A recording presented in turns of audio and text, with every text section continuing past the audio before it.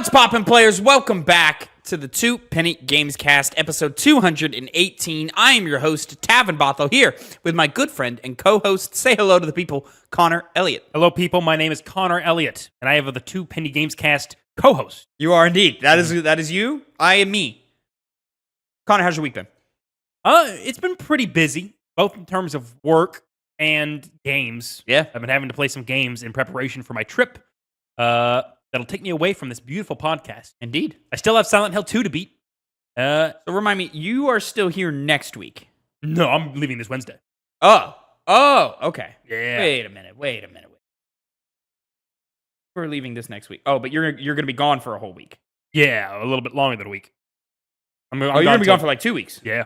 Oh, okay. Yeah. Okay, that's where the problem is. Okay. Well, that's going to be interesting. Talk to Phil about how that's going to work. Anyways, right. Ladies and gentlemen, this is, of course, the Two Penny Gamescast. Each week, me and Connor come to you live over at twitch.tv/2pennygames every Monday afternoon/evening to give you the nerdy news you need to know. Can't watch us live? That's fine. Go ahead and catch us over at youtube.com/@2pennygames and mainstream podcast services of your choice every Tuesday, 8 a.m. Central. The new episode goes live. This week, we are covering the news, but also at the end of this episode, there will be our review of The Plucky Squire. Phil's going to join us for that. It's a very, very exciting time. Make sure you subscribe so you can catch the Piggy Bank every Saturday, 8 a.m. Central Time as well. And of course, if you didn't know, this being the Two Penny Gamescast, each week me and Connor come to you with the nerdy news you need to know concerning the video game industry. We each come to you with two topics, two pennies, if you will, and we give you our 2 cents on them. Connor, interesting week this week.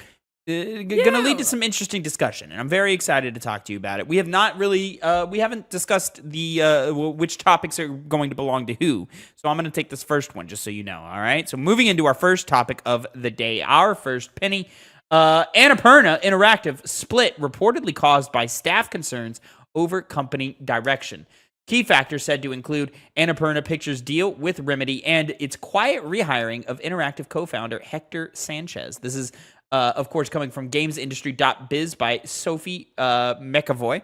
And, of course, if you didn't know, Connor, we covered it last week. There was a huge Annapurna walkout. Almost the entire Annapurna Interactive team quit. Gaming team. Yeah, that's what the interactive part is.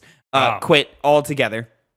We didn't really know why. We just know there was a deal that kind of fell through between executive and the interactive team themselves, that they wanted to spin off and go independent and all these types of things. So we have some details on that. It hit the news just this today, actually. It hit the news. So, going back to GamesIndustry.biz, more details have emerged following the mass walkout of Annapurna Interactive's team last week, with sources telling IGN they were reportedly unaware of the Remedy deal until the day it was announced, and were confused, concerned, and frustrated by the direction of the company. It was already known that the team walkout was due to a breakout in negotiations. It was already known that the team walked out due to a breakdown in negotiations to spin off its games division from its parent company, Annapurna Pictures. According to IGN, the plan was for a new company called Verset, V-E-R-S-E-T, to be created out of Annapurna Interactive, which would become Annapurna's indie arm.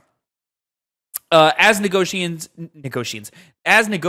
were underway, the team reportedly discovered in August that Annapurna Interactive co-founder Hector Sanchez had been quietly rehired as president of Interactive and New Media by Annapurna Pictures CEO Megan Ellison,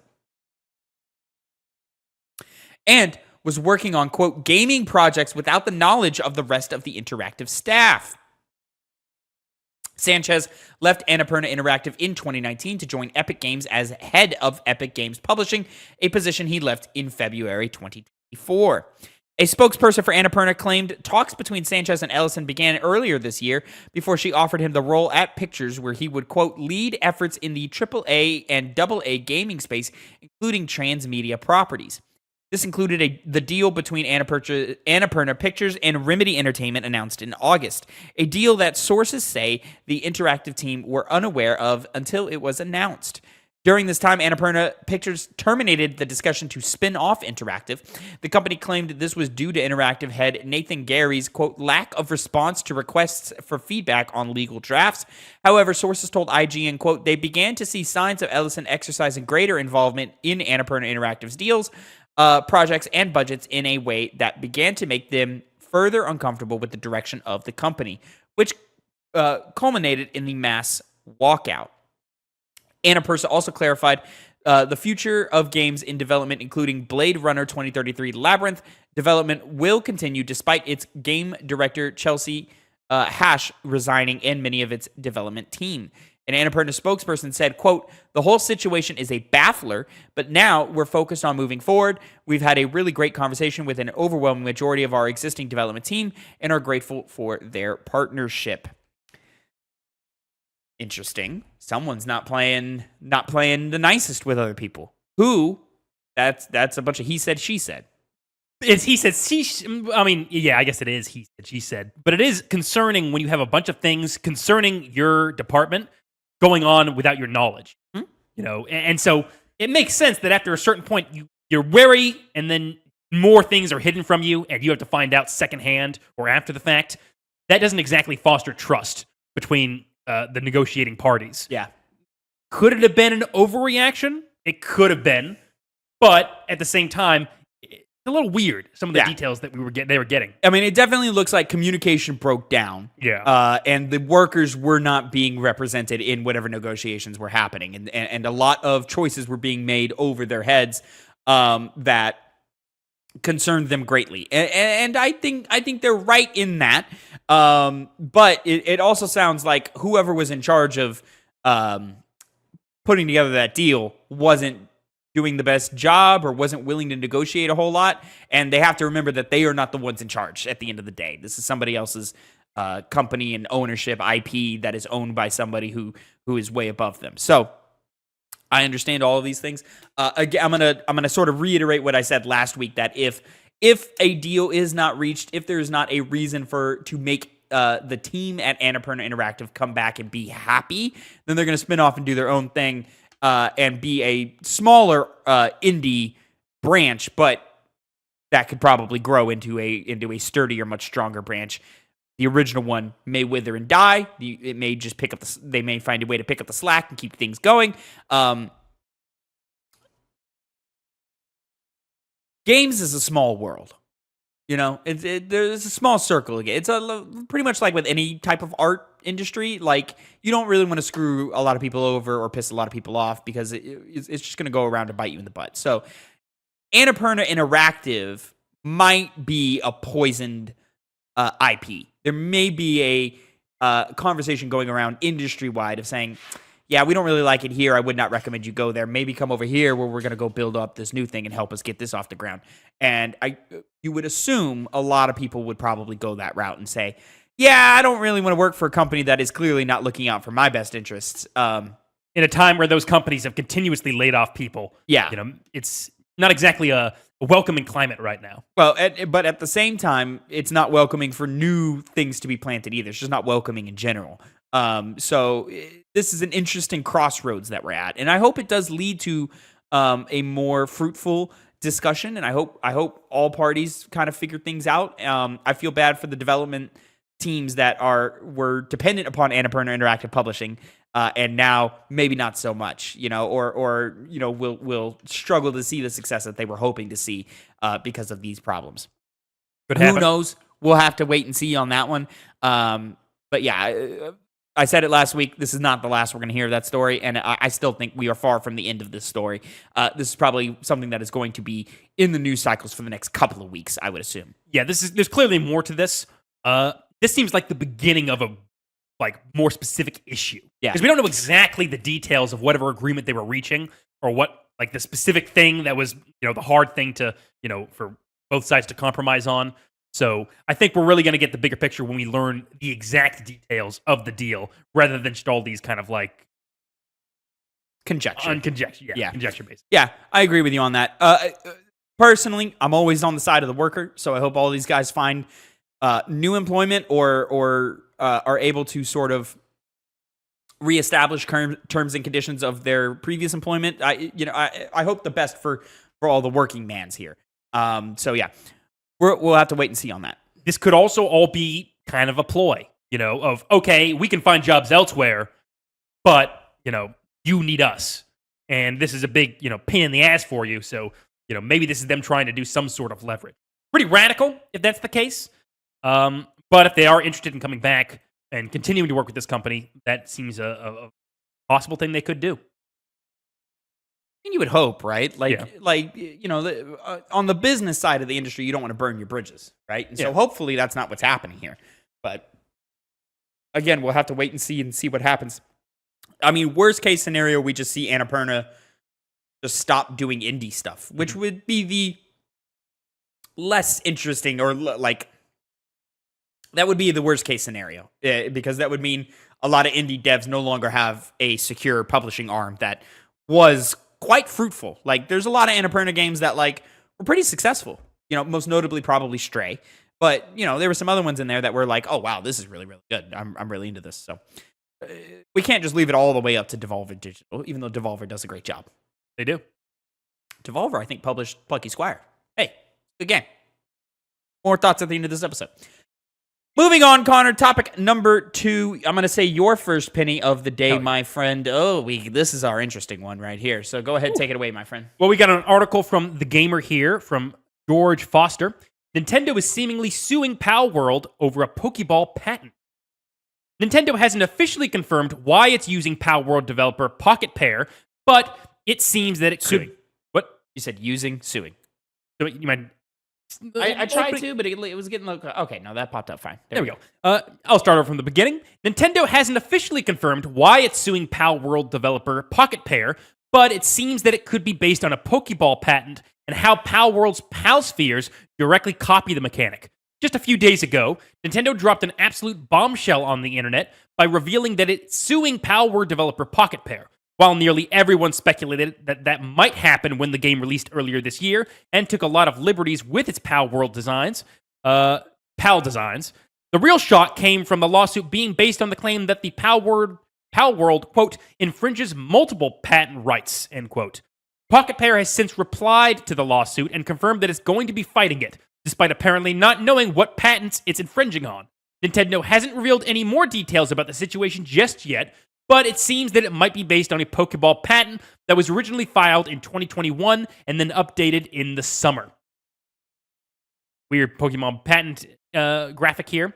As reported by Eurogamer, this information comes from Japanese patent attorney Kiyoshi Kurihara, who spoke to the Yahoo Japan and shared more details about the patent itself and why it might be the focal point of the lawsuit. As you can see above, the patent is centered around how a Pokeball works as a capture item and how a successful capture results in it being, quote, owned by the player, end quote. Of course, it doesn't take a genius to figure out that Pal World's Pal Spheres, which work in the exact same way and only differentiate with the name and design, would be infringing on the patent. According to Kurihara, the patent, which was jointly filed by the Pokemon Company and Nintendo, was added to an existing, quote, parent patent from December 2021, the summer of this year. This makes the added-on patent seem like a direct response to Pal World, and one of the main reasons why Nintendo is suing Pocket Pair. It also means that the patent can be used by Nintendo in the lawsuit and is likely one of the, quote, multiple patent rights, end quote, it claims Pocket Pair is infringing on in Pal World. It's worth noting that Nintendo claim is focused on, quote, multiple patents it feels Pocket Pair are infringing on, and there's likely a bit more to the story than the Pokeball one shown above. Since Nintendo hasn't revealed anything else so far, though, it is best guess that any of us have about the situation. Nintendo has a reputation for suing and suing and suing. Yeah, we thought this would come a lot sooner, and we thought it would be over the actual creature designs, not the Pokeball thing. In terms of suing on the mechanic, I think that's kind of dirty. That doesn't feel right. That doesn't feel good. Especially because, the art is so fucking similar from Pals to Pokemon that, I would have bet hardcore real-world money that, that's what we were going to be sued over, not the idea of throwing a ball and then capturing the thing as a mechanic. I kind of cringe at the idea at game mechanics being patented. We had the same problem with Shadow of Mordor, where the Nemesis system got patented, and that's why you never really saw it in any other video game after that. And you just kind of cringe at that and go, really? Like, nobody else can play with that idea? These are ideas. Like, you don't see the NFL patenting throwing a ball, right? Or you don't see the NBA patenting dribbling a ball. Like, that's not something that happens, you know? So it's just weird that in video games we're kind of breaking ground on that idea, of course. And then, of course, also Nintendo updating their patent in the summer of this year, well after Pal World did what it did. That's greasy. That's nasty. It is. And I mean, what would you expect from a company that's making a guy who emulated something, Nintendo, and making him pay basically the rest of his life? He's indebted to the fucking Nintendo Corporation. So we always talk about how Nintendo is one of the better players in the industry, and that is true with how they treat their staff. But besides that, they are typically, the usual. Yes, we assume. We haven't heard anything at all. In fact, the only things we've seen is them, having their CEOs, executives take pay cuts in exchange for the fact that their company wasn't doing so well. Happened back in like the 2013s, 2014s, or whatever. The era where they weren't doing all that great. So it's not surprising that they didn't do this. I think they could be trying to draw them in to accepting the lawsuit and then unveiling those ones that are related to character design and who knows, whatever the fuck else. You would do that at the same time. You can't like sue and then sue again later. Like, that's not something that happens. So yeah, it would have to be all at once. But it's of course we don't patents, which like kind of yes, but did you patent every character? That's what I'm unsure about. We don't know. They don't. Pocket Pair doesn't know. But like also at the same time, it's like it wouldn't be a. Well, maybe it would be, but it wouldn't necessarily be like a patent infringement. I forget the actual term of it, but it would be like, dude, you're clearly aping this. Like you're writing off of the success of what we have here. Yeah. Like, I forget what it's called, franchise something or other. I forget. Not lawyers here, ladies and gentlemen. But yeah, I mean to specifically do it after the Pokeball mechanic of throw a thing out, it captures the thing, you own the thing. That's dirty. Like at that point, like, I don't know, what else can you do that for? Like, what other game is that type of function? I don't know. Kind of as you said, this is kind of new ground because you brought up the baseball stuff, like the football thing, patenting that, throwing a ball. It really becomes messy when you're talking about the creative space rather than just like a physical action. Yeah. And it's untreaded ground. We don't exactly have, patents everywhere for video games. And right, but video games being an interactive medium that, like, I would argue that the player character is the extension of the player's body, for all purposes. So, like, the idea of, like, throwing a capture device should be able to be, like, relatable to all other games, what I mean? It's still the player doing it. It doesn't matter that, like, the mechanic itself. I just don't think mechanics should be patented. Like, that shouldn't be something that is copyrighted and you can go after other people for doing similar things like that. Like, at that point, Nintendo, why aren't you patenting jumping, with Mario? Like, what, every video game you can't jump anymore now? Like, where does it end? You know what I'm saying? I don't think it really ends anywhere with Nintendo. I think they'll just, they'll always be the lawsuit guys. But why are they in on this but not on that is my point. Like maybe to my perspective, that's where this argument falls apart, is because it's like, well, I mean, you guys have other mechanics. You don't patent those. Like, so like, and there's no guidelines on what can or can't be patented in terms of video game mechanics. So like, now it's just the wild, wild west of this shit and you just do it to whoever you want. I mean, I'll once again bring up the story of the guy who's indebted to Nintendo company. I also remember the massive amount of copyright strikes they did against their music, and basically made it on YouTube. But like that's different. But it's the whole concept of them being really out there and litigious. Active. Yes, yeah. Nintendo is overly litigious. Yes, but you would imagine it would be over the fact that all the pals look like Pokemon. Like there's like. Yes. Some of them are literally just color swaps. We would think, definitely. But that's the thing. They have such a history of doing these lawsuits. I would think they would have people that know what they're doing. And they could have looked at this and said, well, all of these other claims, it's kind of up in the air because really at that point, it's just like the creative design of a creature or a monster or something like that. Yeah, but that doesn't excuse just because they want to go after someone. They can't just make something up now or add on something to the patent after this other thing became popular in order to go after that. That's greasy and dirty. Like, that's fucked up. Which is why it might be the way they don't and succeed again in this lawsuit. Again, Pal World is not going to affect the sales of Pokemon Legends ZA or whatever the fuck the next one's called. You know, like that one's still going to sell bajillion copies, right? So like, what, like, why? You know, just because you just don't want a competitor in the space? I think that's, yeah. Yes. They're very protective. Yeah, but I mean, I wouldn't really call Pal World a competitor. You know what I'm saying? They don't really care if you're a competitor or not. Once again, they did it to some random guy. They did it to YouTube channels. Well, yeah, but that's because you're actually taking their assets and doing something with it. This is not taking their assets. They see it as such. I mean, clearly they're a company that... Connor, I don't think you understand what they're suing over here. They're suing over the mechanic of throwing a capture device and the thing that you're throwing it at becomes yours. Yeah. That's what they're suing it over. Like, and that's bullshit. If it was a sue over, hey, your fucking creatures look like our creatures, then yeah, I would get that because it's like, all right, yeah, you're clearly stealing art there, or you're stealing like a direct IP there, clearly. Right? But it's the fact that it's like, hey, there's this like really vague mechanic that we're going to sue over. We're going to update our patent so that then we can sue over. Like, that's bullshit. You had the rights to music and IP and creative liberties of those IPs. So when you go after guys for music or emulating games or making their own game with that character, I understand those things, or fan-made projects to like remake Mario 64 and stuff like that. I understand that because those guys are infringing on copyright laws that have previously been established and created. So that makes sense. And it's within Nintendo's rights and power to go after those people. This, I'm not saying it's not within their rights to go after them, but your basis in which you are going after them is dirty. Like, it's ugh. Like, it just feels slimy. Like, I feel like you're just going off of Nintendo's reputation and saying, oh, they do it for everybody else. But that's not what they're doing here. They're doing it in a different way that makes it gross. No, I don't think so at all. How?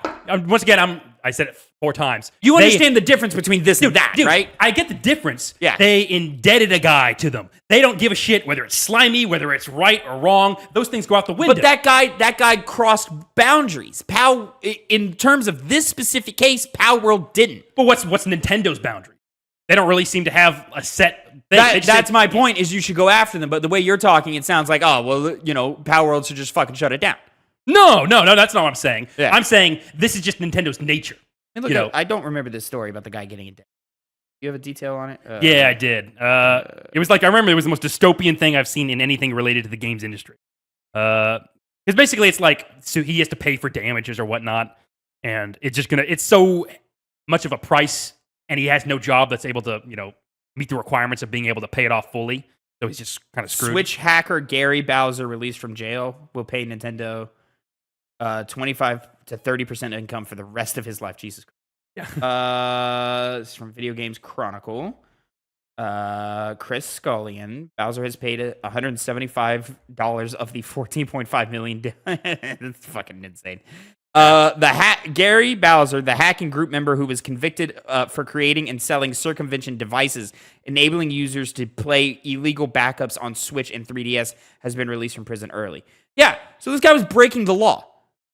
Like, yeah, it's fucked up that he has to pay nearly $15 million in damages. No normal human being can pay that off. That's way too much, like, repercussions for the actions. But he's still breaking the law.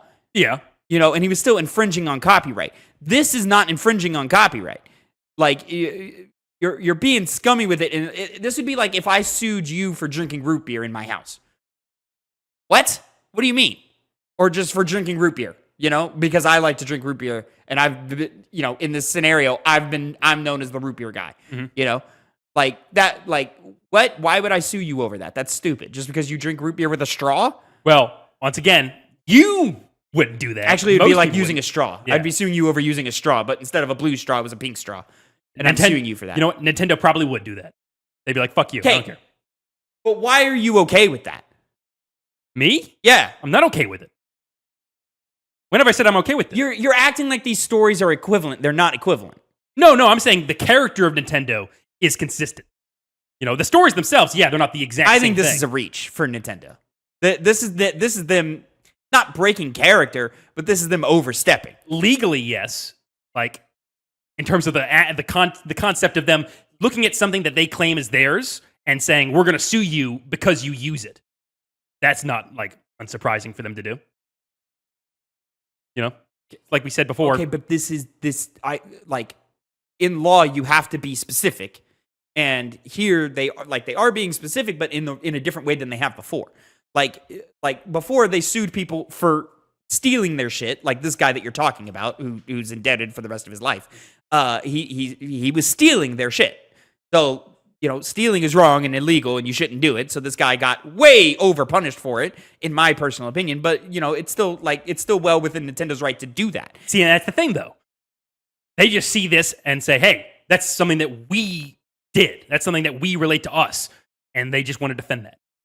Okay, so there cannot be a video game where you throw a capture device and then capture an animal for the rest of time? Not one if they see it looks like theirs.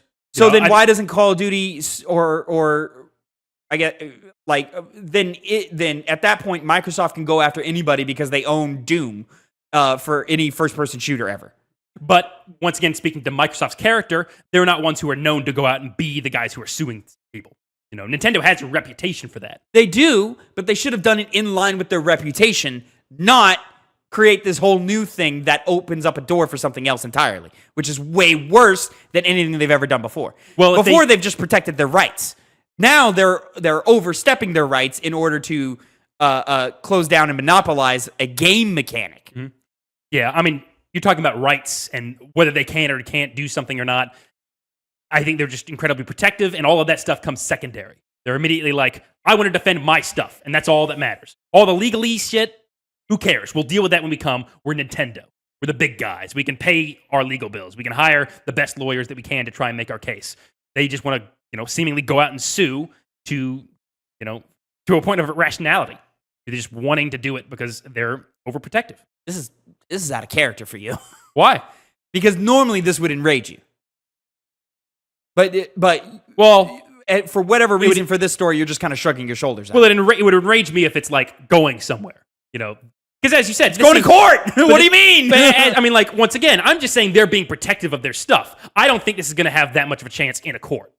But you don't see how if Nintendo wins in this scenario, this ruins video game development for the rest of time.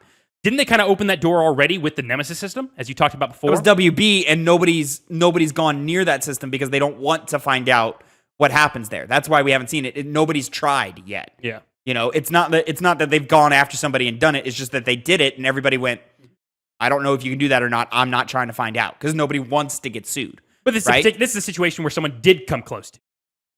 Like, clearly. It does look like it. Oh, yeah. But, like, you should, like, if they were suing over the designs of the PALs, that'd be one thing. I'd be like, Nintendo doing Nintendo things. I'd be like you. But they're not doing that. They're doing it over a mechanic. So, like, are you going to sue Like a Dragon for ripping off Animal Crossing in their latest game, too? Like, are you going to sue Nintendo? Are you suing Sega over that now?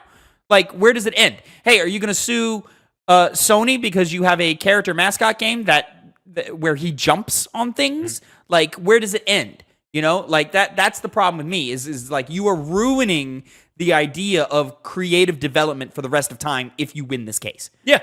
But the thing is, I don't think they're going to be able to get somewhere with this case. I just don't think they have that much standing with it. If this is something that was like, oh shit, this could happen. I think this might, especially because it's a patent that was modified after the fact.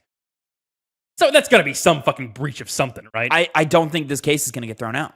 You don't think so, huh? No, I think they're going to settle out of court, and Our World Pocket Pair will probably have to like redesign the ball or whatever and turn it into some other thing. I don't know what. Give them a net. I don't know. But I don't see how this doesn't go to court, and I don't see how this doesn't go some distance. Mm-hmm. Like, if Pocket Pair has the funding, which I don't think they do, to actually compete, a court will have to make a choice on this because we've never seen anything like that before. At least nothing enacted in the court of law happened like that before. Again, with the Nemesis system, They didn't go to court over anything because nobody tried because nobody wanted to get sued. But here, yeah, they got as close as they could to copyright infringement on Pokemon as they could. Clearly, Nintendo believes they didn't get close enough to actually sue them over IP infringement, but instead they want to do it over this idea of a mechanic, which I think is wrong. Yeah. Because that opens the door to a much more dangerous conversation. Nintendo is being shitty here. Mm-hmm. Yeah, I mean, that's no doubt at all. They don't need to be doing this at all. You know, you just shrugging your shoulders at this is throwing me off because I just noticed if it was any other company, you'd be like, "That's fucking bullshit. This is corporate greed. Yada yada yada. This, that, and the third." Like, but here you're just like, Nintendo. Yeah, because I'm used to it with Nintendo. But this isn't Nintendo doing Nintendo things. This is Nintendo overreaching. I still think it is. They're overreaching, but it's still in the wheelhouse of what Nintendo would do. But I disagree. I think this is way more. This is way more. Like, are you not considering the ramifications if this goes through? I am. I'm just not as like, oh, this is going to lead to some like change in the industry. I just don't see that yet happening. You know, just because a lawsuit was announced. I think it forces us to have the conversation of like, okay, well, what can you sue over in terms of video games? Sure. I mean, if we're going that broader of a conversation, like guidelines are going to have to be established if this keeps going. And I do believe it will keep going. So, like we're going to have to establish some types of guidelines, much like how we're establishing the case for AI. We're not covering the story about EA execs saying that AI is going to be implemented. But neither of us like that, and both of us would agree that like, oh man, that's really bad. Hey, you should really put some guidelines on in here and stuff like that. But here you're just like, oh, it's Nintendo, so they get to do whatever they want. Again, though, you bring up that story. I would act the exact same way because it's like, oh, that's Ubisoft, you know. EA, but yeah. EA, even worse. My bad. Because, I mean, like, remember... Are they? I don't know if that's worse. EA, back in the day, they had said something about, like, how, like, the failed cloud gaming thing that occurred. Like, they were, like, saying that was, like, the core of their their model going forward. They said this, like, years ago. Are you talking the streaming service, EA Play? I think it was that, yeah. I remember reading the article. Yeah, because you conflate cloud and streaming. Yeah. Those are two different things. Yeah, I know. It was just something that didn't pan out. And they were like, hey, this is going to be the next big thing we do. It's EA jumping on the bandwagon of everything we've said about AI. I don't know what. Okay. I can find it later. All right. Fine. All right. I guess we'll move on. It's the most. Like, I'm genuinely like, how, like, you're just like, oh, whatever. Yeah, because Nintendo's, not fucking surprising. It's not like someone's getting, like, screwed over, like, in a horrible, horrible way. Like, that story I keep bringing up, that impacts me way more than just, like, the beginning of a lawsuit before we even know the details. But that guy was doing something actively wrong. Wrong in the sense legally, yeah. Not really doing anything wrong. He was stealing, Connor. So? What do you mean so? From Nintendo? Stealing is wrong. From Nintendo? You can't just be like, oh, from the big guy because it's a big guy. Like, he was still stealing, and Nintendo was well within their right to go after that guy. Yeah, and then the way they I agree that the repercussions are way out of line. I don't think it's worth going to jail over, and I don't think it's worth $15 million of damages. Which is what matters. Because if it was like he had stolen something and then happened, I still would have been like... But Nintendo is in the right for going after that guy. I do not think they are in the right for going after Palworld for this reason. No, they're not in the right. But they're rarely in the right when it comes to their legal shit. Because once again... They screwed this guy they're in the right for suing that guy. But the way they did it is what really matters at the end of the day. Yeah, if they sued him, they cut him in prison or whatever. It's like, yeah, story's done with. He went, that's what happens when you steal, their kind of fucking, you do the emulator shit. But then they went the step forward and were like, oh, we're going to make this entire guy's life worse. I can get enraged about this story later on down the line. But again, this is just like, Pocket Pair doesn't even know what they're really fighting exactly. Like, member of hacking group called Team Executor, which in 2013 began creating and selling circumvention devices, enabling users to play illegal ROMs on consoles, including Switch and 3DS. Bowser said he was released. Looking for more information.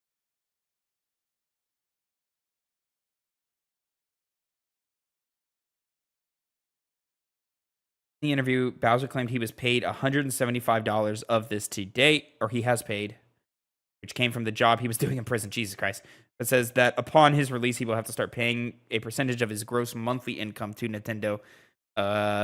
With the agreement, the maximum they can take is between 25 and 30% of your monthly income. And I have up until like 6 months before I have to start making payments. Jesus. in order to pay off Nintendo. Like, this is my thing is like, yeah, I don't agree that what they did to this guy was right, but I do think Nintendo is fine for going after that guy.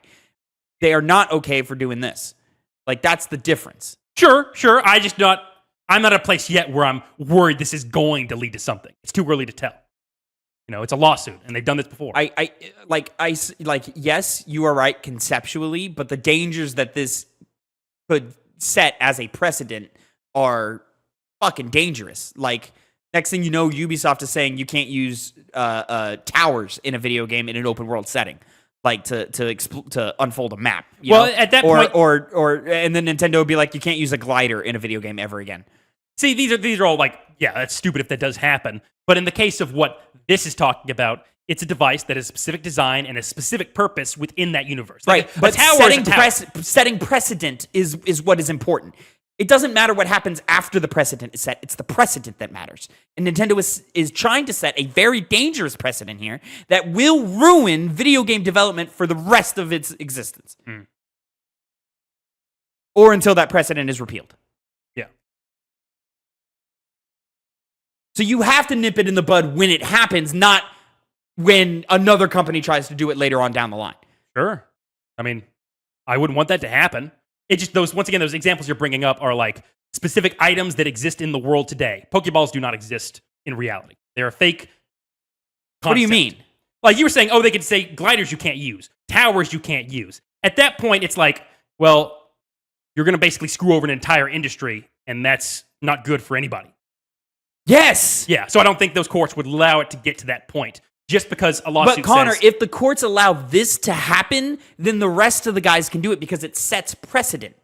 That's how law works, is they go out, someone does something, they say, hey, what do we do in this scenario? Okay, we do this is precedent set. And then now every single case afterwards will follow what they do here. Mm-hmm. This is the thing that ruins it all. Not Ubisoft doing it later, not Sony doing it later, not Microsoft doing it later, or even Nintendo doing it later with something else. Right now, this is where it happens. This is the fight. After that, it's whatever they did here will decide those. So if they say, no, dude, you can't sue someone over a game mechanic. It doesn't matter if it's similar, because their logic being, where does it stop? Because jumping is a game mechanic. Are you going to sue everybody for a game that has jumping in it now? You can't do that. That doesn't make sense.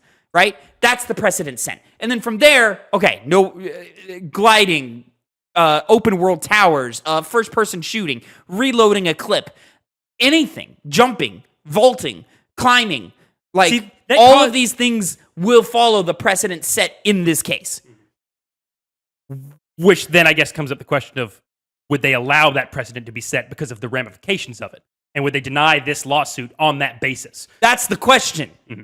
And that's why this is upsetting me, is because Nintendo is overreaching their rights, because if they felt that they did not have a strong enough case to go after Palworld because of art infringement, then they made up an excuse, and they're trying to set new parameters and break new rules and break new ground on shit that is dangerous in order to go after them. Because they do recognize that Palworld does pull from their audience and is clearly a Pokemon ripoff. But they don't feel their case is strong enough to go out after them for art infringement, so they're making up some shit that will damage everybody else.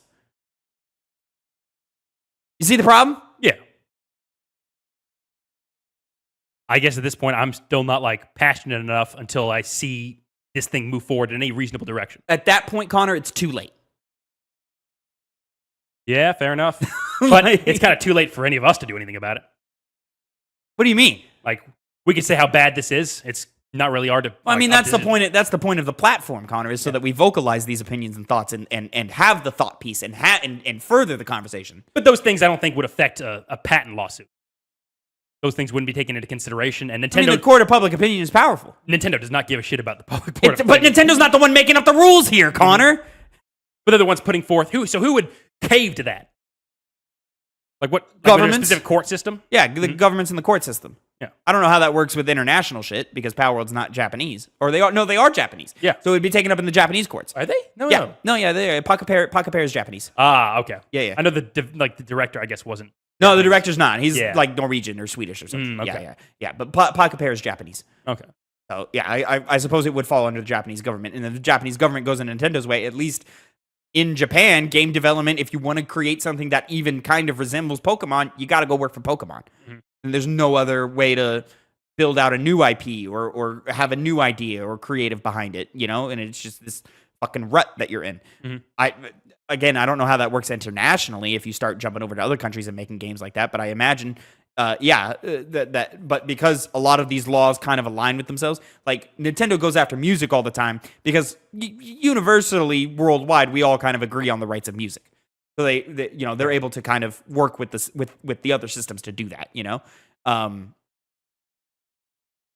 but here they're just making up new shit.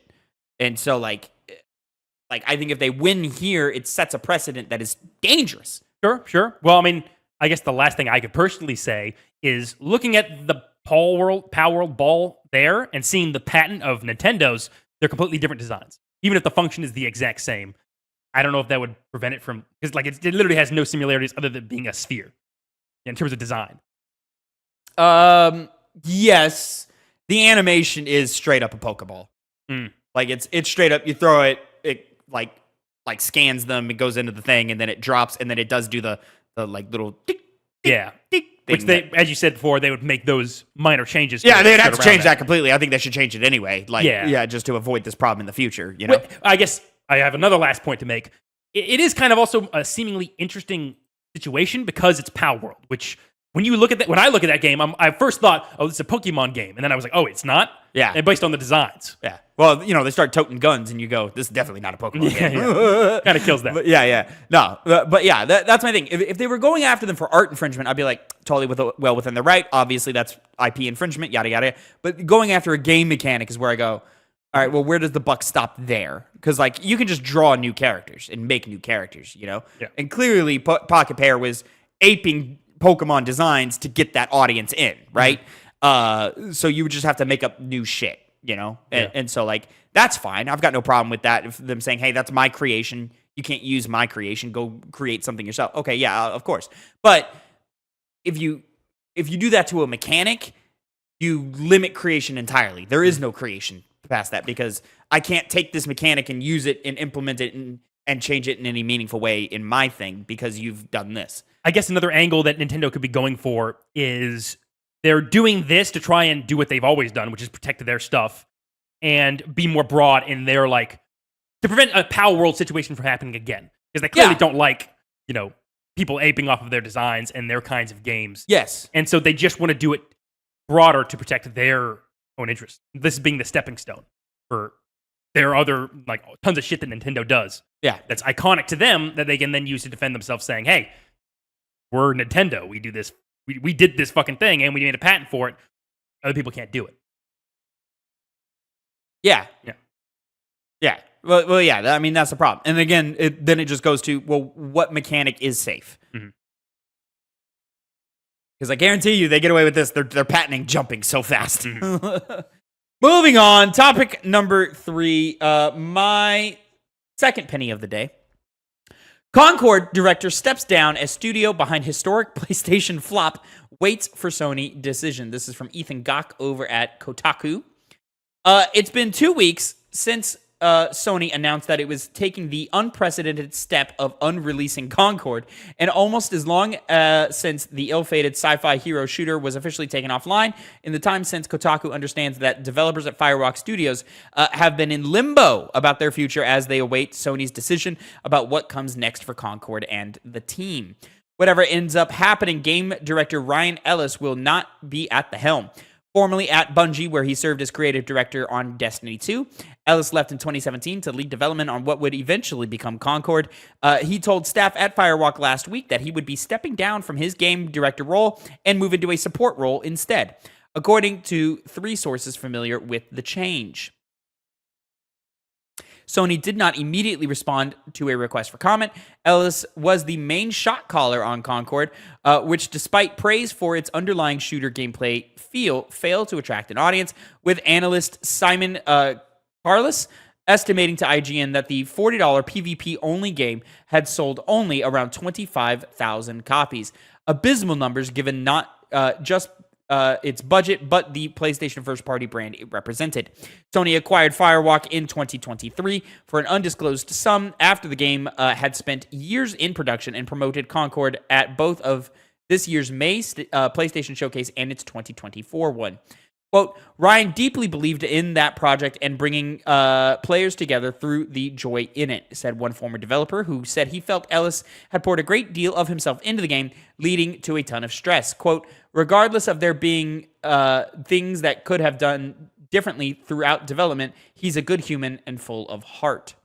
Sources told Kotaku that Ellis was too emotional to speak at points during a post-launch studio-wide meeting after it became clear that the game was bombing.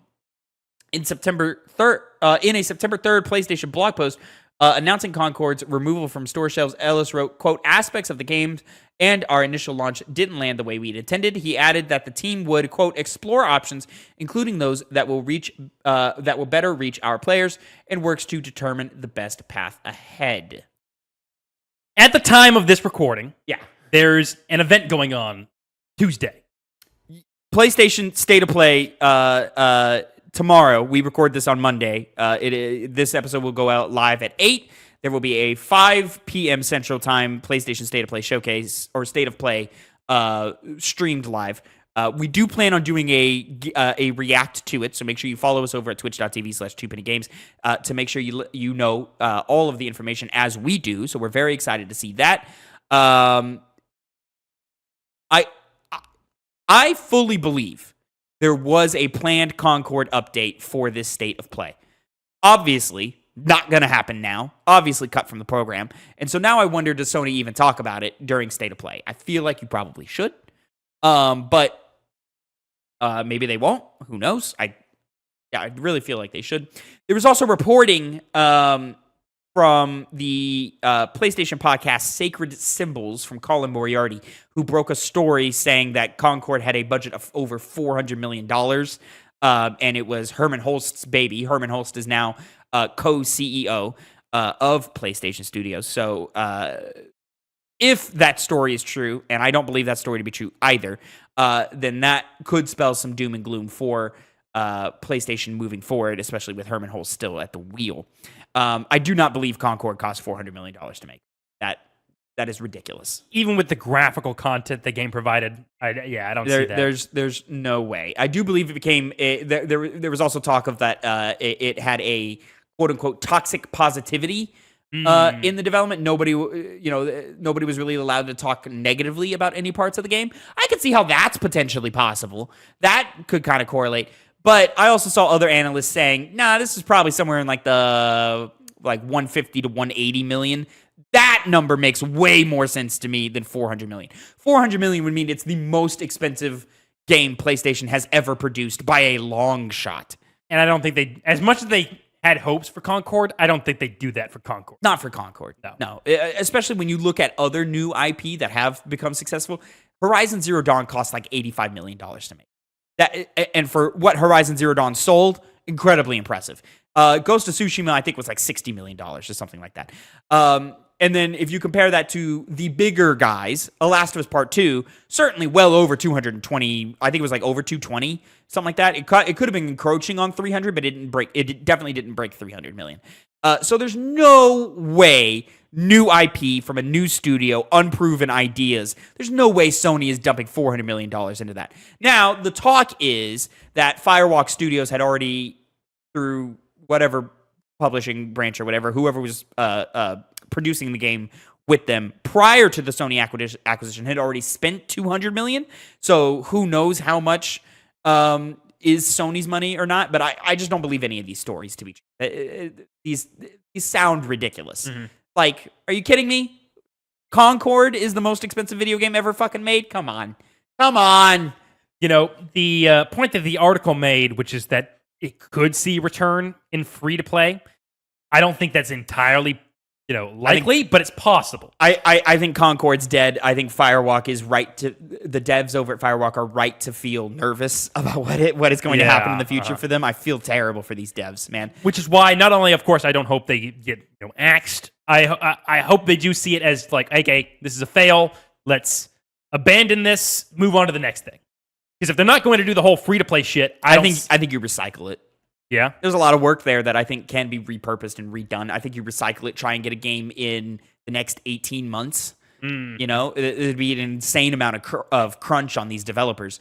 But they might want to do it just for the purpose of the company. So jobs. That's the thing. Also, like with the 8-year development timeline thing, it's not in active development for 8 years. That's not how game development works. It was probably in like pre-development stages for a long time as they kind of marinated and formulated ideas and stuff. That doesn't require an entire staff to do. That's 10 people in a room going, all right, well, what about this? What if we did this? This game was clearly conceptualized at a time where games, the live service model, was a lot more reliable. Absolutely. And they didn't expect the change that occurred. Yeah.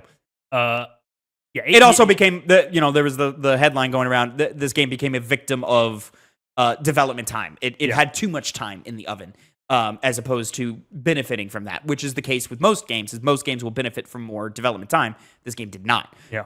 It became a victim to it. I do agree with that. Clearly, yes, this game was conceptualized. Great word. Probably in like a 2016 era, somewhere around there, right? With Overwatch right there. Yeah, 2016, 17, somewhere around there. Clearly, that's where the beginnings of Concord started. But as we start getting closer to launch, like, I would imagine most development took place over the last 2 to 3 years. Now, again, is that too long for a game like this? Absolutely. But, it is what it is. Now, in terms of the game, IP, dead. You can't bring back Concord. It's poison. It's poison berries. There's no, you can't, not even that name. Everything's got to be rebranded. I do agree. The character designs need to be entirely reworked. Pretty much everything to do with art in the game needs to be redone. And that's not cheap. Mechanically, I don't know. I feel like you could probably just recycle a lot of these things, and get through. Obviously, like character ability type things are going to have to be recreated in some way, but like your physics engine is fine. The gunplay, I think, is okay. You can still work within those parameters type thing.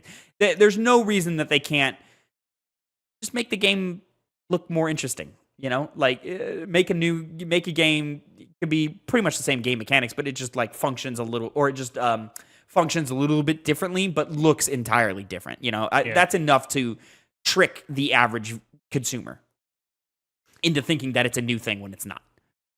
I hope they do something with it, and that doesn't involve them killing a bunch of their workers, basically. In that, Concord, $40 didn't work. Helldivers 2, $40 did work. And just saw a resurgence with a balancing patch. Yeah. I want to load up. I probably will over this next week because I don't have anything to play other than Ratchet and Clank going forward, which I'm excited about. I might load up some Helldivers 2 and see what's going on. Because I'm hearing a lot of great things about what's going on in that game right now. It sounds great. The new enemies coming out soon. Yeah. Of course, maybe tomorrow we'll get announced. But to get back to the point, $40 price tag. One example of it working very well, one example of it flopping very strongly. What happens with Fair Games by Haven Studios and Marathon by Bungie? See, Marathon's the big one because it seems like there's like, if it has turmoil in the development process and Concord by all accounts didn't, I don't think you're going to be able to hit with that one, because it's also... Man, that's maybe what they're thinking right now. Maybe course correction. Granted, Marathon extraction shooter, you don't have a big extraction shooter out. I mean, like Escape from Tarkov, but Escape from Tarkov didn't land like an Overwatch, or a Destiny or anything like that, right? It was just kind of a game that had a great moment and a great build, and it's still alive and thriving today, but just on a much smaller scale. Marathon will clearly be looking to hit that Overwatch level, but for extraction shooters.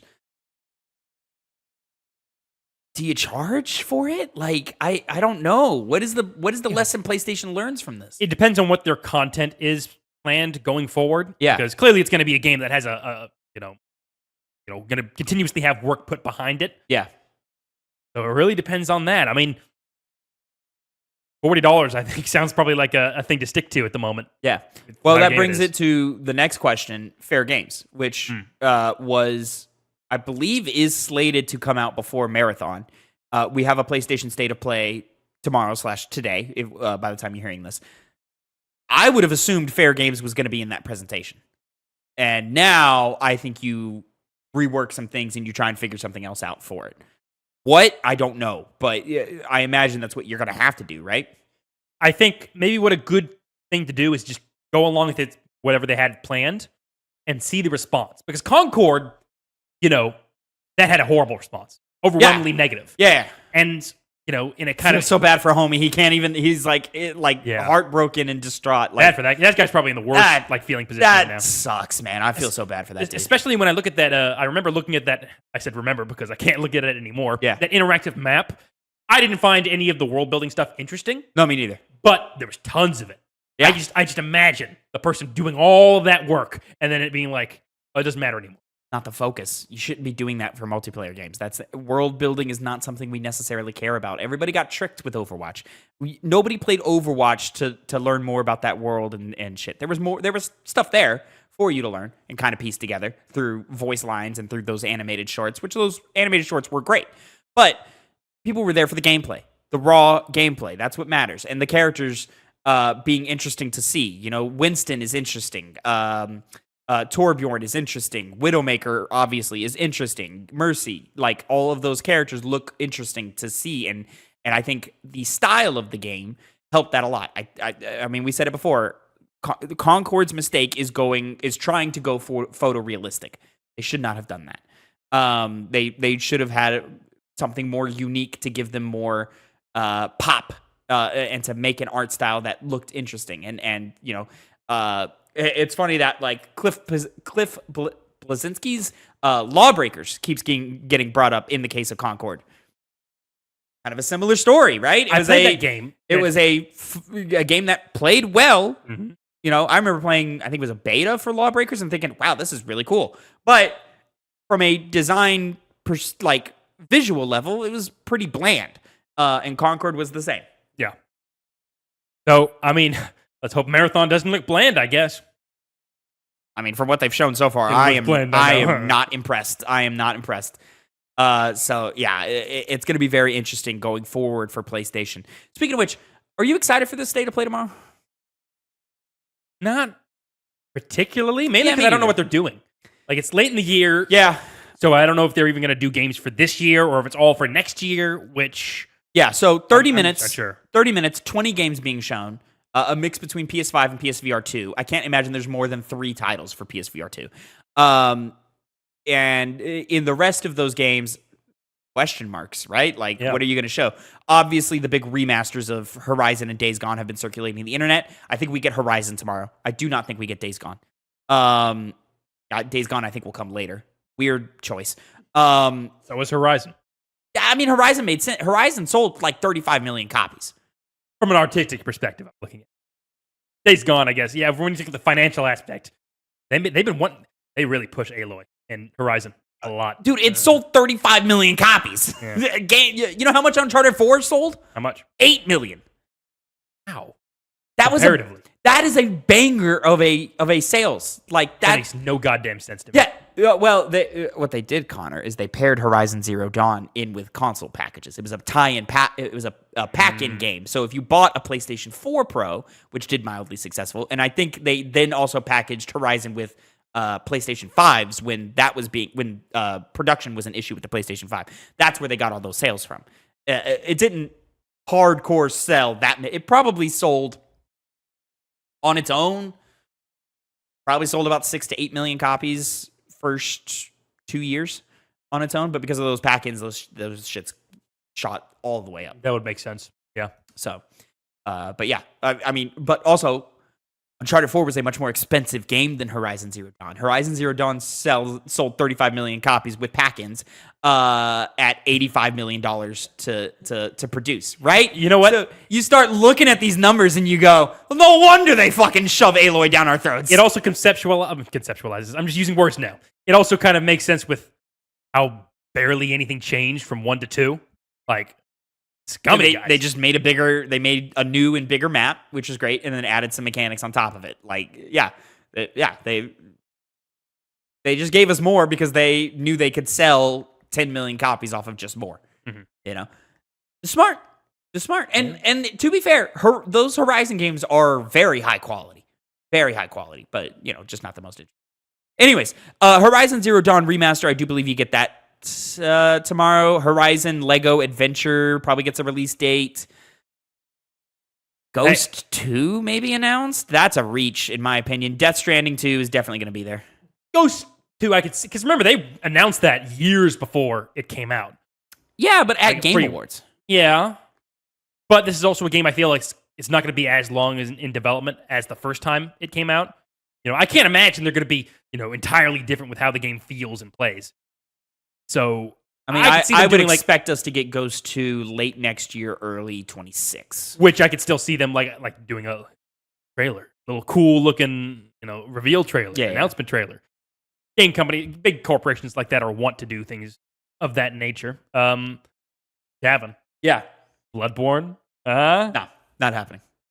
I don't know why. I don't know what they're doing with that. I don't know why. The demand has never been louder. Yeah, I know. Yeah. Weird. So, yeah, it's very, very strange. My last thing. Yeah.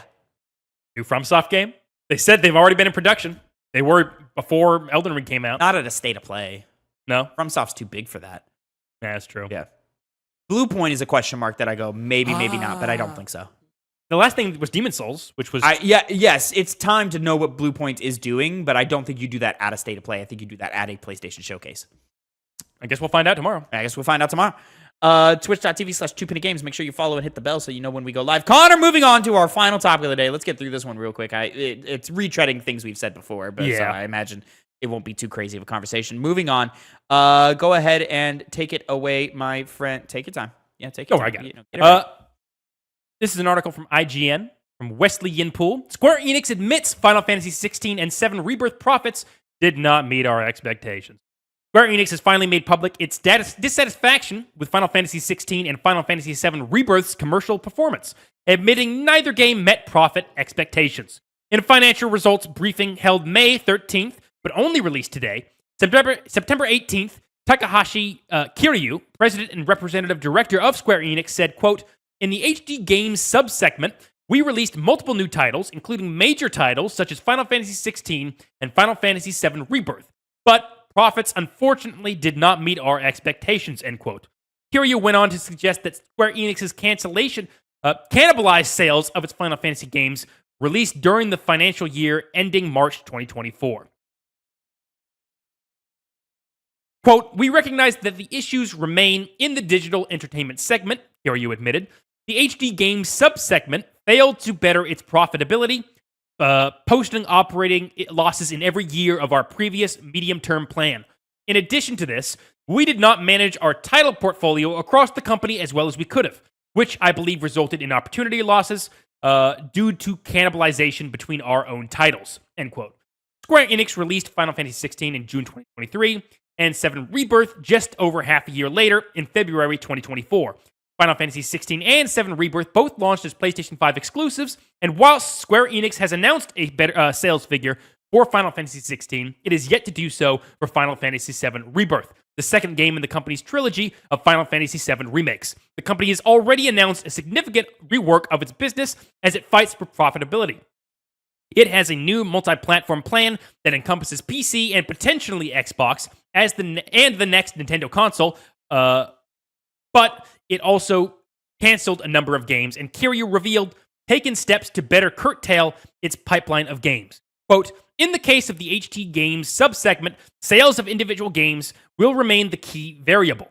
But we believe that we will also be able to exercise some degree of control over that volatility by carefully curating our pipeline over the next 3 years," Kiryu said. "By also working steadily to improve our profitability, we intend to offset the weakness in SD games to achieve overall profitability," end quote. This sounded like a load of horse shit. What the fuck was he saying? I've read these things where they're like, hey, we didn't make the sales didn't make sense, whatnot. Have you ever recalled us talking about a segment that would talk about HD Games subsegment, Final fucking the volatility by carefully curated. You're gonna get mad about this guy talking like he's still in 2003, but you're not gonna get mad at Nintendo possibly ruining game development for all time. Yeah, because it makes no fucking sense. And this is again the thing they've done over and over and over again. What? You see, Tavin is talking about. Dude, here's the problem. What are you talking about? Again, I'll say it again. The whole thing with the lawsuit is just. It hasn't gone anywhere yet. We do not know. You'll get my outrage when it does start doing things. But you're mad at this guy for just talking like he's in 2003. Because it's the same thing. You say 2003. We've heard this like every year from Square Enix about he's whatever talking game he's talking about HD game subsegment shit. That's 2003 talk. We're well past the era of HD game subset. Like, that's what he's talking about. That's why it's weird. Is because he's talking about games like it's still a transfer from SD to HD. And we are damn near 2 decades past that part. Which is why it leads into the greater conversation of, you said we're going to rehash what we've said before. What exactly are you expecting? To get into the meat of that conversation, what were you expecting in terms of sales figures? Mm-hmm. Yes. Yeah, so I have a lot of thoughts about that. Mm-hmm. I think platform exclusivity was a mistake. But I think this is the effects of Final Fantasy as a brand being on a decline for a long time prior to the Final Fantasy VII Remake series. I think the problem is that Final Fantasy has not been serving its fan base. You look to 13 being divisive amongst the community. You look at 14 obviously not launching well at all, and then rebounding and making its way back, and then obviously becoming super popular and profitable in that sense. But not what the fan base is there for. So there is a difference between a Final Fantasy fan and a Final Fantasy 14 fan. And then 15, meh, right? Like, kind of worked, kind of didn't. And then not a complete game. Yeah, and then 16 diverting even more from the formula that Final Fantasy made its bread and butter on. 7 Remake series, I think, is kind of working its way back to that. I think that's the combat system Final Fantasy should be known for the next, 2 decades. But now you're in this tricky spot of it's a remake series coming out in multiple parts. There are people waiting for all parts to be out before they even touch the game. And on top of that, I imagine each subsequent part are going to get less and less sales as they go on because they are so interconnected with each other and they're taking forever to come out. That's the tricky part there, right? So, and on top of that, you're limited to one platform for at least the first year. And Square Enix, as a publisher, has been putting out, outside of Final Fantasy games, a bunch of dog shit. Like Forspoken, The Blind Man, whatever the fuck that game was called. The list goes on and on. It's just been a bunch of dog shit. Final Fantasy, Stranger Origins, Stranger Paradise. I understand you liked that game, and from people who played it, they said it was a lot of fun. But from the outside, that game looked like dog shit. And I think that's the perception of that game, is that it was kind of crappy or whatever. But again, that's another example of Final Fantasy is not serving its fan base. That's a different style of game than what Final Fantasy fans want. I think a lot of the core comes from, particularly with 16 and 15. 7, Rebirth, it's kind of weird, especially because we don't know the sales numbers of things. Yep. And it is built off of Final Fantasy VII, which is going to be, And quite frankly, when Remake came out, there was more PlayStation 4s out than there are PlayStation 5s out right now. Exactly, yeah. So, yeah, Rebirth is going to have less sales than Remake. But, I get it. It is connected to them, going away from their base, particularly in building very action-heavy, third-person kind of God of War / Square Enix, Devil May Cry. You're not good at those. Mm. Don't make them. You know what you're good at? RPGs. You're real fucking good at those. Make those. Yeah. Make more of those. So I think it's just a course correction on, like you said, the 7 Rebirth and Remake combat system. Yeah. And that RPG-focused gameplay that Final Fantasy is more known for. This spell of trying to do the action-adventure type RPGs, well, Final Fantasy is turning away from the RPG heavy elements, I think is just not going to work for future games. I remember, I definitely, you said it, definitely. I think I did as well. I echoed it about how 16 is kind of like the last bit of okay, you did your action game. Don't do those anymore. Yeah, stop that. Yeah, you're good. Stop that. Yeah, so, I think the response to Expedition 33, I forget the first part of that title. I just know the subtitle is Expedition 33. I think a lot of people are going to be looking at that game and seeing how well that does and how it's received. And I do think that will drastically affect the future of Final Fantasy, depending on how that one is received. The simple fact of the matter to me is, I don't know if turn-based combat needs to come back, but it definitely needs to return to roots of heavy RPG elements. Like, the remake series kind of like walks the line between like turn-based RPGs and action games in a very clever way. And I personally, I think every RPG should be like that because it's fucking perfect. And so, yeah, but I understand that gets tricky. I think it's going to be a long time before you see a Final Fantasy 17. Yeah, I could see that being the case. Not really wanting to, jump right into it when clearly they're not satisfied with the sales going on right now. I also think we get the final part of FF7 very fast. I think that turnaround time is going to be a lot faster than either of the last two games. I would expect, when is the 30th anniversary? It's in like 27, right? I think 26, so. 27, something like that. Yeah, I think it's 27. I think that's when we see the final part of that. And it will be 27. Yeah, and then I think they wrap that up very quickly. I mean, and if you think about it, the world's already made. The world is there. The combat system's there. The rest is just content now, right? Mm-hmm. Like, so we have to repopulate the world with content, and we have to figure out some of the trickier parts of Final Fantasy VII. Slight spoilers. We have to figure out going underwater and flying and maybe going to space? Question mark? See, space is only like a small set. Well, they might expound on. I don't know. Connor, they took one screen from the original game and made a 30-minute, and then made like an hour and a half set piece out of it. So, like, like that's listen. If I can't go to the moon, to your turn, like saying they're going to turn around the game, the third one quickly. I think because of the reasons you just outlined, that might not happen, especially due to the fact that who's heading that game. It's big heads at Square Enix, who have a lot of weight. It's the mix of the old guard plus the new generation that's kind of taken over the reins over the last 10 years. Yeah. So, but beyond just what they're going to do with Rebirth, definitely time to do something different with Final Fantasy or try and make more core strong games. Because, again, you pointed it out, Forspoken sucked ass. Maybe over. I probably sucked ass. Didn't they make Ball and Underworld? What the fuck? They may have published it, but it wasn't a Square Enix specific weird with studio. That was an indie studio, but they were like a spin off of somebody else. I don't remember. There was that one that like really flopped. Babylon's Fall? That's it.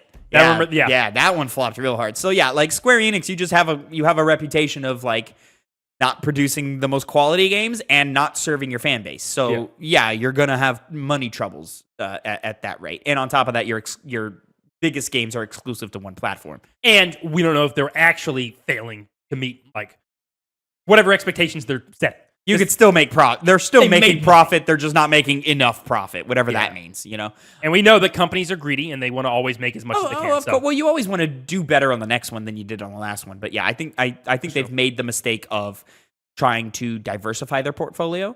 I think they need to be known for things. Capcom, I think, is the other publisher that you would compare to Square Enix, I would assume, right? Yeah, definitely.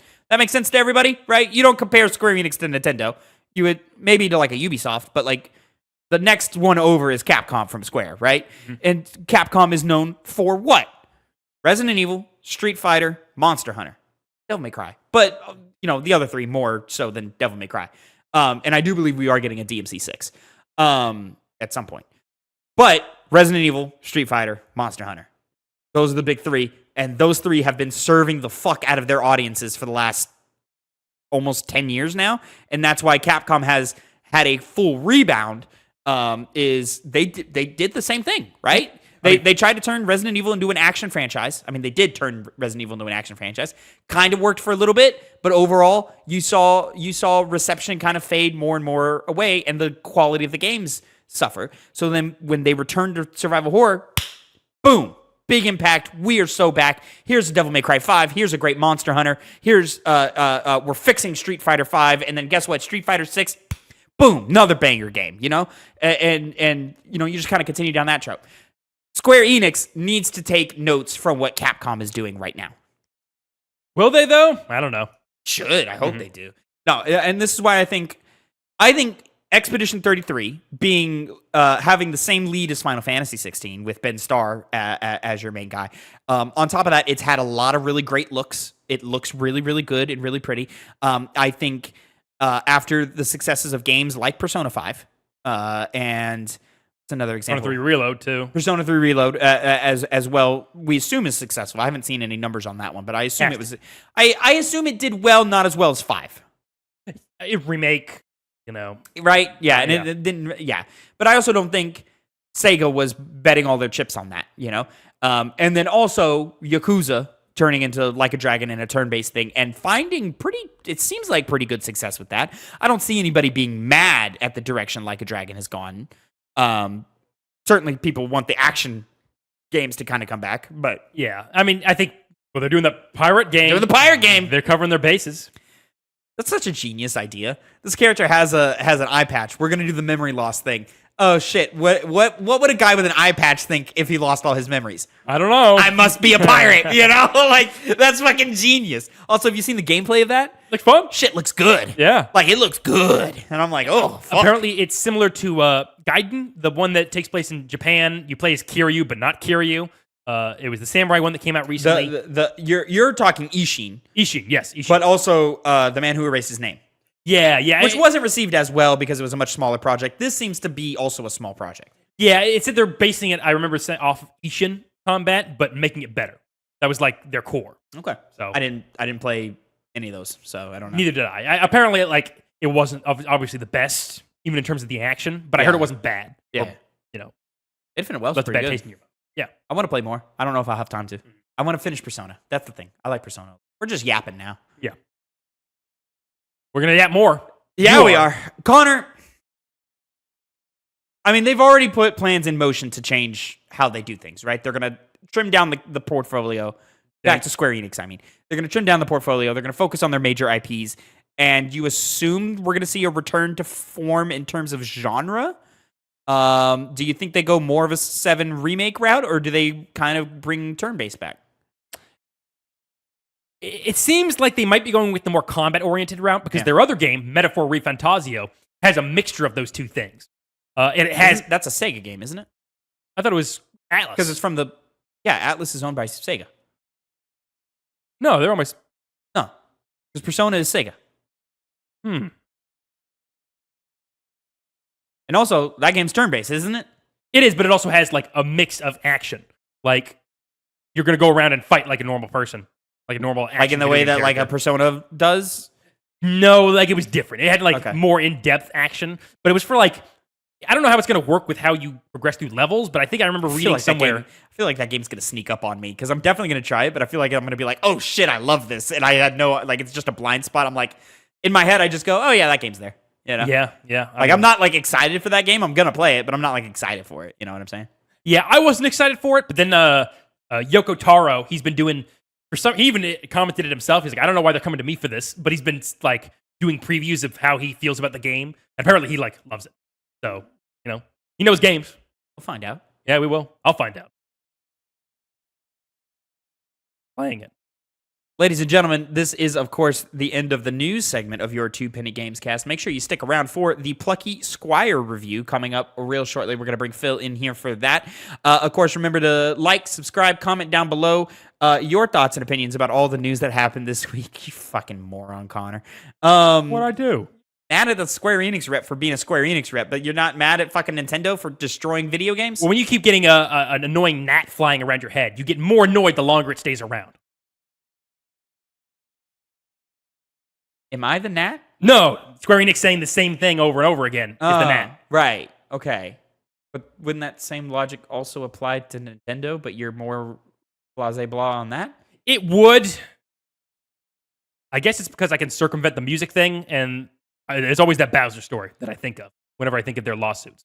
Besides that, I can't really recall. $10 million is so much money. A lot of money. So much fucking money. He's gonna pay 25% of his fucking paycheck for the rest of his life. I just wouldn't do that. Wait! At that point, you move to fucking Europe and, like, change your name, right? They'll find... It's Nintendo. They'll find you. Are you kidding me? What happened? Yeah, it was Sega. Yeah, I know. Mm-hmm. Yeah. Uh-huh. Yeah, you know, huh? Yeah.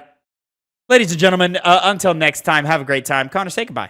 Goodbye. What's poppin', players? Welcome back to a Two Penny Games review, this time for The Plucky Squire. I am your host, Tavin Bothel, here with my good friends and co-host. Say hello to the people, Connor, Elliott. I have not played Plucky Squire. My opinion and any input I give during this review is admissible. Indeed. Inadmissible. Inadmissible means you can't. No, you can't, Put it to the side. you saying, yeah, you can. You're thinking of dismissible. No, Admissible. That's legal league talk. Yeah. Like, No, admissible means that you can say it and like that it can be used in court. no, admissible means that you can remove it and it would do nothing. I will find this out now. This is a place where we educate you. Acceptable or valid, especially as evidence in court of law. Got my ass. Oh, okay. All right. And say hello to the. Dumbasses. All right. He just cares about being right. He doesn't care about like anything other than just being. You know what I'm saying? Doesn't everyone? I care about my fiance, soon to be wife. I care about my cats. Say hello to the I people, care about Phil video Shoemaker. games. Hi, I'm the There. engaged one. There we go. Technically, he was being more introductory than really anyone else has. Telling you about personal things. What's a name, really? Ladies and gentlemen, we're here reviewing The Plucky Squire. Thank you so much for watching and listening. Make sure you drop a comment down below on how you feel about The Plucky Squire, and make sure to like, subscribe, and follow us for more. All of our links for social medias are in the description below, as well as our TikTok, in which you will see an edited down version of this review in the coming future. Who knows when? You know, when I can. I'm trying my best, ladies and gentlemen. Most recently on that channel, a Warhammer 40k Space Marine 2 abridged review has hit the TikTok and hit the YouTube short feed, edited by one Connor Elliott. That's my name. Congratulations. Excellent work. It was great. It was a great video. I liked it a lot. Woohoo. But, ladies and gentlemen, we're not talking about that today. Today we are talking about The Plucky Squire. And ladies and gentlemen, The Plucky Squire is a good game. A pretty good game, I would even argue. This is one where, like, I wanted to give it higher praise than I will today. It's just it does a lot of like really good things, but it doesn't do anything phenomenally. This is what I would call just a super charming, super inventive, and from a concept level, it's a very creative game. But from a mechanical level and what you're actually doing in the game, it's quite shallow. There's not a lot to it. In fact, what you're doing in the early hours is what you're going to be doing in the later hours, which is just kind of swinging your sword a little bit. And, you know, its puzzles are interesting and, you know, often creative, especially with the word mechanic where, you know, The Plucky Squire is, of course, a children's book that is opened up and you play as the Plucky Squire. And then, like, words will be written on the page that you're adventuring through, and you can, like, pick up adjectives and throw them out and put a new one in, and it'll change the world around you type thing. And all of that's really cool and interesting, and it never really gets old, but it also never really gets, it never evolves past what you see in the early hours. But the art style is super charming and really, really well executed. The characters are fun and, you know, memorable in a, like, general caricature way, but I wouldn't say like character writing is super deep in this game. And overall, like it's always like a cool time, like you're having a fun time, but you're not having like the best time of your life. And I really wish that it would just take some of its mechanics a few steps further. It would build on some of its mechanics a little bit more to really just elevate it to that next level. But it doesn't do anything necessarily wrong. It just kind of keeps it simple. And I can respect that from a couple of different perspectives, but overall, like, even though this is a kid's game, I wish it would expect more out of the kids it expects to be playing it. If you're at least at the reading level where you can comprehend the words that they use in this game, you are at a comprehension level that could demand a little bit more of the player. And so, yeah, I think in general, The Plucky Squire is charismatic, creative, bursting with style. I love when it jumps from 2D to 3D and back and forth. But again, I just kind of wish it did a little bit more with all of its premises. I wish it was a little bit more with the fact that you can like pick up the storybook and like flip it over and turn the pages and so forth. And I wish we could get a little wackier with some of the word puzzles that were going on in it. But overall, this is a super solid game, a strong recommendation if you have kids, and I think can really, really help with sort of early development in terms of playing a video game. You can really like sit a kid down at most age ranges as long as they're able to read, and they'll kind of figure it out and be able to play with this game. I wish it was a little bit harder, but I think when you get into elements such as like boss fights or just any new gameplay gimmick, I always think those are a lot of fun. And so I just wish I saw more of them, and I wish they built on themselves and became more complex as the game continued. But for the most part, what you see is what you get, and but that doesn't take away from the enjoyment of the game, I would say. But Phil, you've been playing this game as well. Neither of us have beaten it, but both of us have made it at least into Chapter 6. I'm a little bit further than you. How are you feeling about the Plucky Squire? Overall, I think my overall spirit is similar to yours. I'm a little less, I'm a little lower on the game. I'm not gonna call this a good game. I'm gonna call this an all right game. Most of my like stuff happens like, sure, I love the charm. I love the transitions from 2D to 3D. I love the art of this game. It's very cute. It's very creative, but I feel like all of that is just it's just skin deep, you know, like it's not deep enough to like, the game is just, like you said, it's very easy. It's not very complex. I wish a lot of the word puzzles were a little more, like, I wish there was more like other solutions. Like you can use other words from other like sentences and maybe like, oh, I can take, like for the main example I'm thinking of is like, there's this bridge right at some point, and it's a very, I think the word is collapsed in it. So you have to take collapsed out and then put, solid on there. So it's a solid bridge. I was like, oh, I have this word giant, which would change it from a collapsed bridge to a giant bridge. And it didn't work. It still used it as an incorrect solution. Even though it fixed the collapsed bridge, it was, I guess, too big. Even though it still looked like it connected to the other side, and it was still perfectly usable. This game, I think, it just doesn't do a very good job of signposting is the wrong word, of making it clear when you can make a jump onto a ledge when it looks like you might be able to. Like there's another puzzle in a similar spot where you can change a block to a set of stairs, and you can move the block and then change it to stairs. And I tried to use the stairs to go up onto this other platform, but that's not the solution it wanted me to do. So I had to go and find another way to do it.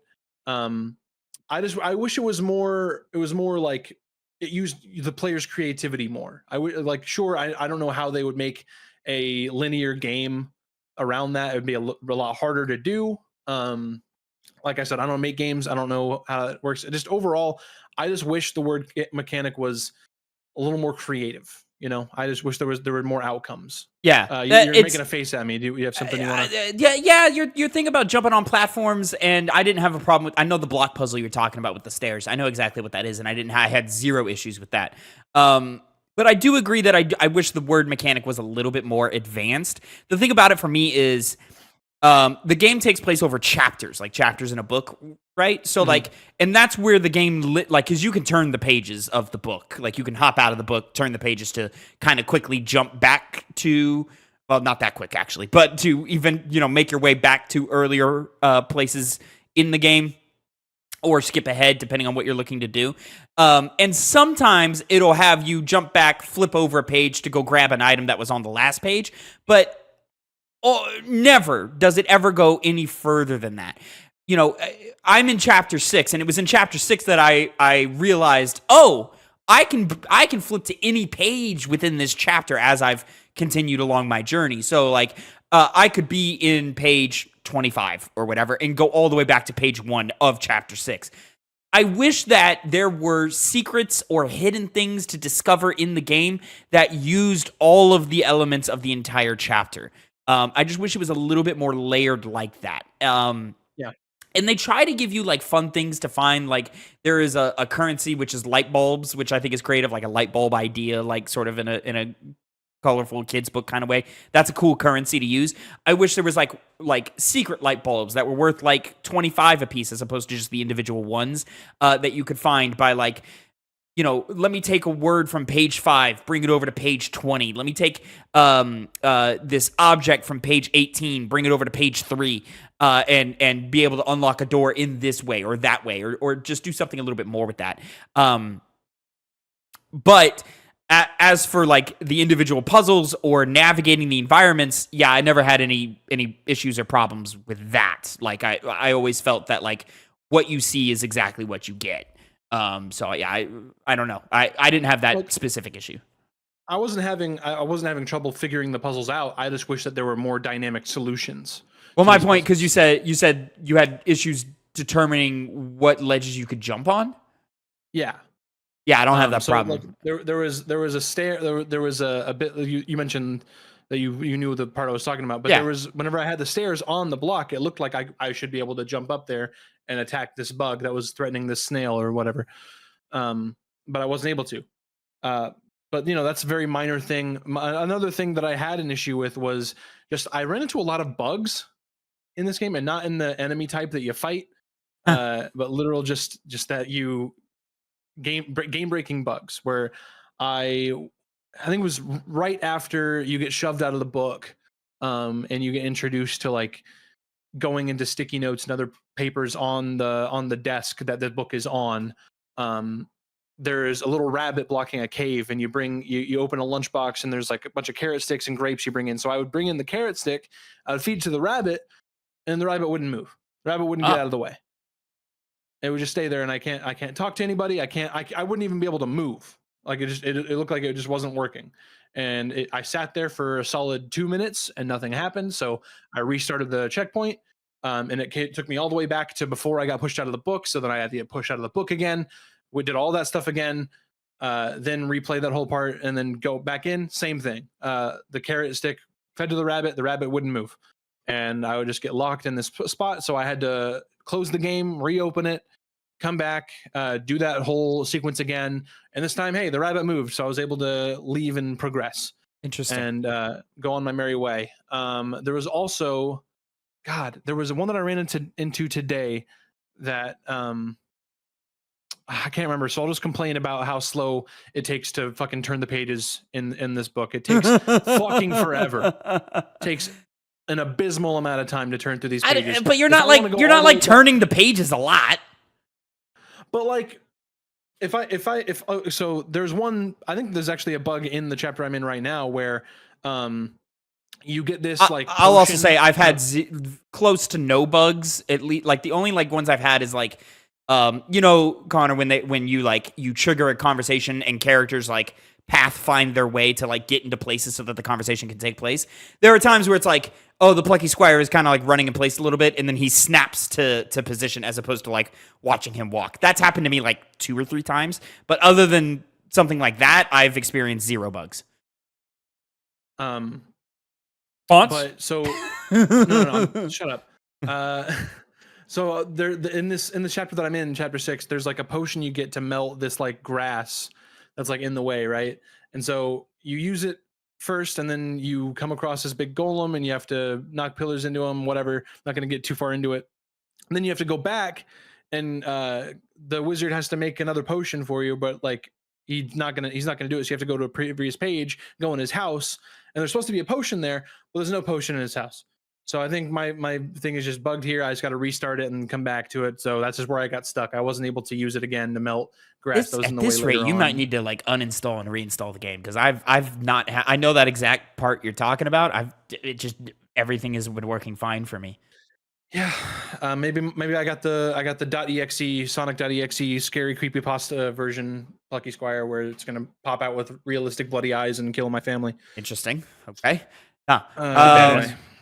Yeah, so I like this game. I just wish it was better.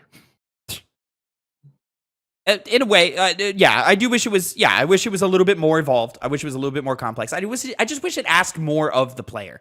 In almost every puzzle situation, the answer is on screen, which I can enjoy because it would be annoying to be like, how was I supposed to know I need to go back to page 3, like, and I'm on page 18, like, that's so far back, you know? But, like, at the same time, like, it just gets a little tedious just always being like, all right, well, there's a sentence here, so let me go find another sentence somewhere in the world to go find it or whatever, or you know, I mean, sometimes they do, you know, have you pop out. Like I love when you pop out of the book and there's a whole 3D level that wasn't there before. Like, and usually those levels are fun and inventive. There's, you know, a level you go through where you find like a little rocket pack, and you use a rocket pack to like light candles and stuff. Like, that's a fun level, that one's the highlight for me. Yeah, it engages the idea of exploration and so forth, like and running around on the desk that the book is on. And yeah, just like a game with a lot of charm. I understand your critique about skin deep gameplay here, Phil, but I think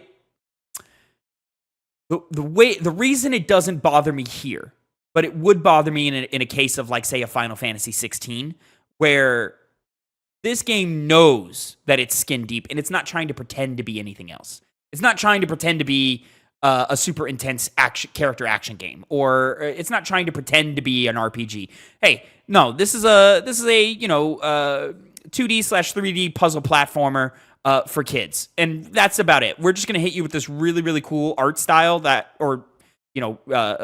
duality of these two really cool art styles, and we're just gonna kind of put you on this fun little adventure throughout the entire thing, and you know what you see is exactly what you get. So to me, the style is the substance here, and it's acceptable because they are leaning all the way in on that, as opposed to, like, say, a Final Fantasy 16, where my critique was that was all style, no substance. The game pretended like there was something other than the style in it. Like, it pretended like there was deep RPG mechanics. It pretended like there was, great personalized action combat. And in reality, it was just button mashing and damage tanks the entire experience. You know what I'm saying? Yeah. Whereas this, it's like, yeah, every enemy takes like 2 or 3 hits to kill, and then they're dead. And then, you know, here's like a cool little move where you can throw the sword, or here's a cool little move where you can do a spin attack or whatever. Other than that, hit trees and bushes to get coins, and then you can get art. I do like the collectible of this game is concept art. And it'll come with like a little description of like, oh, this was the plucky squire before we made him a writer. So, you know, he doesn't have the little feather in his cap, or the pin, his sword.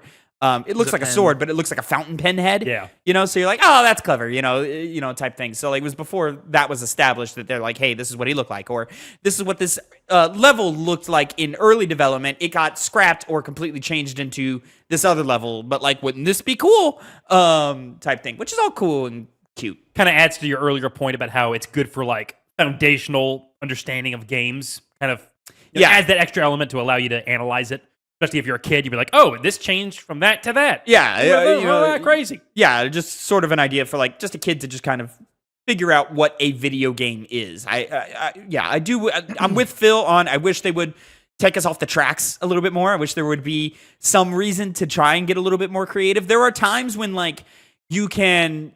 And most of the trophies are based around this, is where, like, you can get a little bit creative with word placements and do funny things to it. For example, there's this part where it's a puzzle centered around a giant block, and the block is wooden, and then the part of the sentence you change is the adjective. So, like, it starts off as a wooden block, and then you could turn it into a metal block, and then you could turn it into a cheese block, and things like that. Well, you can take the word cheese and take it into this cave where there's glowing mushrooms, and it says, oh, look at these glowing mushrooms. And you knock glowing off the mushroom and put cheese on it, it's cheese mushrooms. Like, it's just stupid, like, little, like, haha, like there are moments where you're like, okay, being creative does, like, help you, or does make you do, like, fun stuff, but, like, there's no point in doing those things. They don't get you anything other than like a funny little haha moment that like is just like really quick in and out, and you are no better or worse for doing it.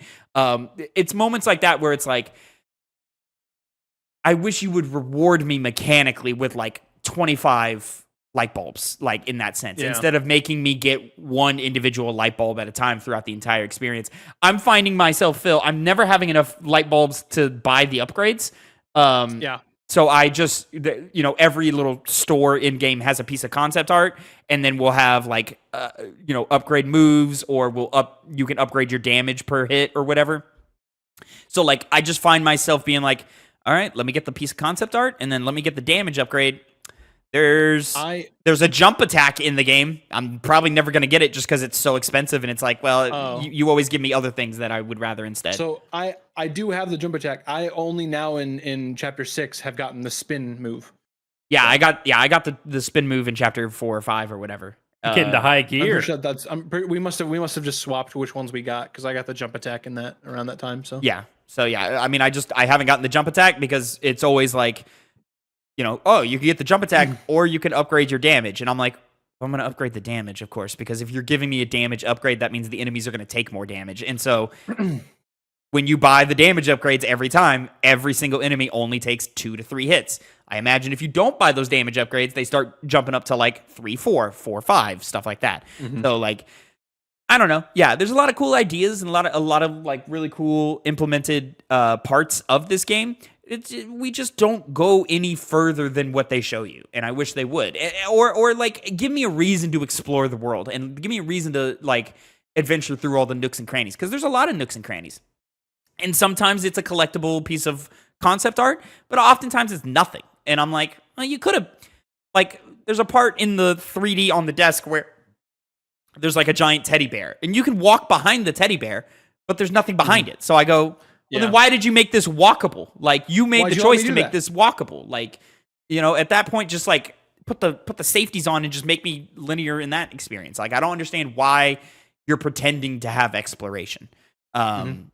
But again, that's where like the core of my frustrations in this game is. It's like they want us to do all of this fun stuff, but it's not rewarding to do it. It's all just so. I'm stuck on the term skin deep, and I don't know why. It's just so shallow. It's just very frustrating to me.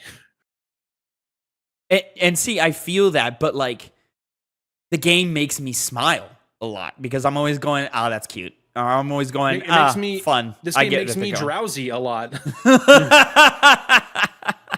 And I mean, I get that too. Like I get, Phil, I get your perspective. I think the presentation of this game is so high quality that like it keeps me engaged enough to at least see it through to the end. And at that rate, it's not a very long game. I'm in chapter 7. Each chapter probably takes an hour, give or take. Some of them are longer than others, but some of them are really, really short. So like, the only reason I'm finishing this game is for the platinum. I'm almost certain it's going to require a second playthrough for you, and you're not going to do that. That's what I'm saying.